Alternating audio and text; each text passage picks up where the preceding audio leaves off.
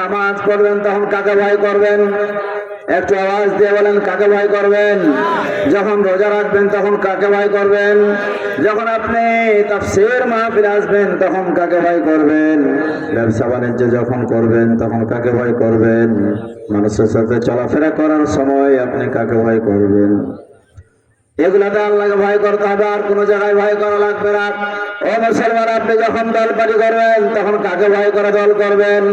আল্লাহর ভয় না থাকার কারণে, দুনিয়া তৈরি করা মতবাদ অনুসরণ করার কারণে আজকের মানুষ আল্লাহর আইন বাদ দিয়ে, আল্লাহর দল বাদ দিয়ে, আল্লাহর রাজনীতি বাদ দিয়ে, রবীন্দ্রনাথের রাজনীতি বাদ দিয়ে শয়তানের তৈরি করা আইন আজকে মুসলমান পৃথিবীতে মেনে চলছে। কথা বলেন ঠিক কিনা?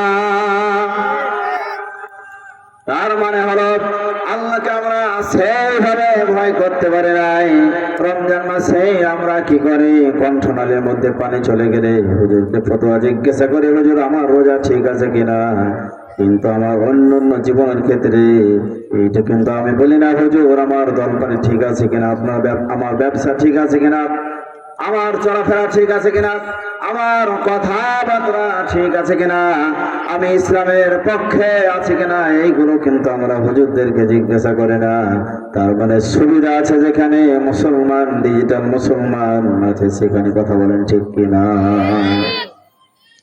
আল্লাহ রাব্বুল আলামিন বলেন, ইয়া আইয়ুহাল্লাযীনা আমানুত্তাকুল্লাহা হাক্কা তুকাতিহি ওয়া লা তামুতুন্না ইল্লা ওয়া আনতুম মুসলিমুন।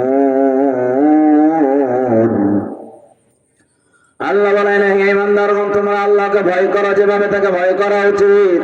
তার মানে আল্লাহর গোলামি যেভাবে করা দরকার, আল্লাহর আইন মানা যেভাবে দরকার, আল্লাহ দাসত্ব করা যেভাবে দরকার, আল্লাহর বিধান যেভাবে পালন করা দরকার, ও মুসলমান সেভাবে আল্লাহ পালন করতে বলেছেন। কথা বলেন ঠিক কিনা? আল্লাহ বলেছিল, বান্দা তুই ফজর যখন হয়ে যাবে রাস্তার ডান দিক দিয়ে চলবি। কিন্তু পৃথিবীর মুসলমান, বাংলাদেশের মুসলমান ডান দিক দিয়ে বাদ দিয়ে বাম দিকে চলে। কথা বলেন ঠিক কিনা? ফজর শুরু হয়, সারাদিন চলে বাম দিক দিয়ে।